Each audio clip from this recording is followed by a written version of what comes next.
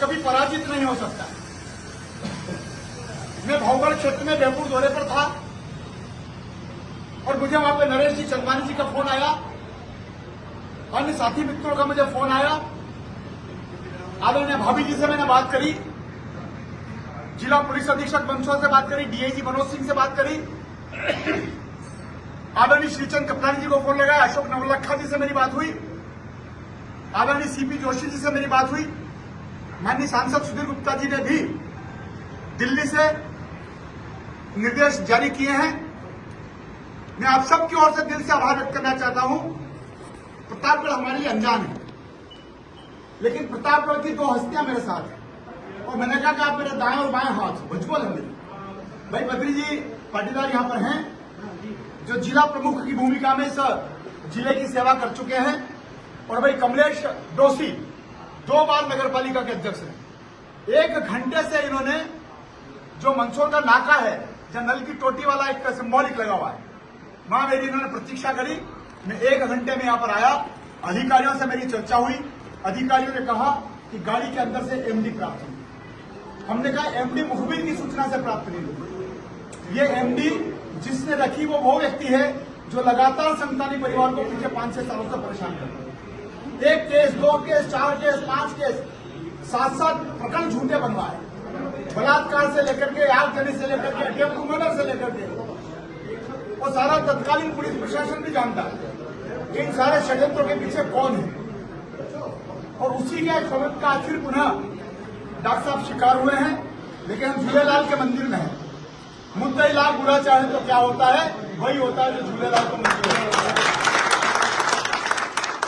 साथियों मित्रों, राष्ट्रीय स्वयंसेवक संघ के हमारे वरिष्ठ जो हमारे विभाग के प्रचारक रहे हैं, भाई विनोद जी मेहता की उनसे चर्चा हुई, अन्य साथियों की उनसे चर्चा हुई, हेमंत गुलचंदानी की उनसे चर्चा हुई।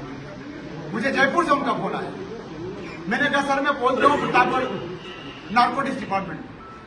नारकोटिक्स विभाग के अधिकारियों ने चूंकि प्रकरण बना दिया था और वे प्रकरण बनाने के बाद इस स्थिति में आ गए थे कि अब क्या करें, क्योंकि विभाग ने तो अपना काम किया, उनको जैसी सूचना प्राप्त हुई।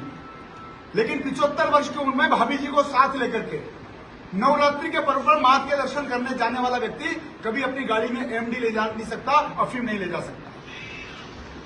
और ये षड्यंत्र का शिकार हुए। हमने उनको आर्ग्यू किया, हमने तर्क किया, और भी अन्य यहाँ पर साथी नेतागण हमारे आए थे। राजा बना भी साथ में थे, भाई गौरव जी था, मेरा पुत्र भानु प्रताप भी था, भाई नरेश जी भी साथ में थे, भक्ति साहब पुखराज दशोरा थे, राजेंद्र सिंह जी गौतम थे, भाई मोहन रामचंदानी थे। हमने जिस प्रकार से वहां पे अपना बात रखी, वचन के साथ बात रखी, और मैं आपकी एकता को बधाई देना चाहता हूं कि आपने सबने मिलकर के एक नहीं 100 दोषी फंस जाए कानून के अंतर्गत, लेकिन एक निर्दोष को सजा नहीं होना चाहिए। बड़े बड़े अधिकारियों से चर्चा हुई, मुझे पता ही नहीं किन किन के फोन आ रहे थे मेरे पास। कहीं चित्तौड़ से फोन आ रहे थे, कहीं ग्वालियर से फोन आ रहे थे, और अंतोगतवा हमने कहा, मेरा सुझाव था कि आप डॉक्टर साहब से केस हिस्ट्री जान लें, सामने वाले व्यक्ति ने कब कब षड्यंत्र किया और ये भी षड्यंत्र का शिकार है। अगर डॉक्टर साहब के वर्तन वक्तव्य में दम है तो आप हमारे डॉक्टर साहब को वित विकल के निर्दोष समझ के छोड़ दीजिए। हम नारकोटिक्स विभाग का धन्यवाद और अभिनंदन करेंगे। और वही हुआ, क्योंकि डॉक्टर साहब निर्दोष थे, घटना घटित की गई जानबूझ करके, और डॉक्टर साहब को पता ही नहीं कि उनकी गाड़ी में किस समय क्या मैनिपुलेशन करके टंकी के अंदर ये व्यवस्था कर।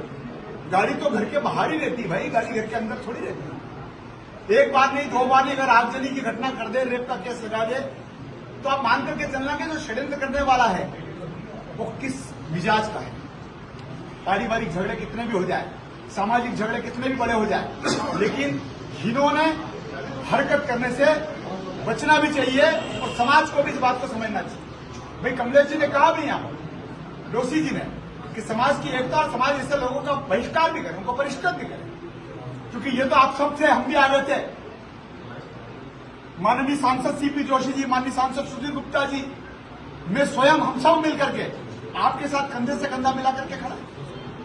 और मेरे राजनीतिक जीवन में मैं कभी थानों पर जाकर इस प्रकार से उपस्थित नहीं होता हूं, लेकिन आज मुझे मालूम था कि डॉक्टर संतानी जी निर्दोष हैं, मुझे यहां पर आना पड़ा और आकर के मैं आपके साथ इसलिए खड़ा हुआ कि 75-80 साल साल की उम्र में अगर किसी के ऊपर झूठा मुकदमा डल जाए तो इनकी तो पूरी जिंदगी ही जेल में कट जाए।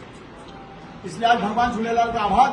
डॉक्टर साहब, आपका हम अभिनंदन करते हैं और आपके ऊपर जो संकट आया, प्रभु से यही प्रार्थना करते हैं कि इससे संकट कभी नहीं आवे। और सबने मिलकर के जो सहयोग किया, सारे जनप्रतिनिधियों ने, सारे राजनीतिक दलों के लोगों ने, सारे समाज के लोगों ने, राष्ट्रीय स्वयंसेवक संघ ने, सबने जो यहाँ पर महत्वपूर्ण भूमिका निभाई, सबका मैं अभिनंदन करते हुए आभार व्यक्त करता हूँ। बहुत बहुत धन्यवाद।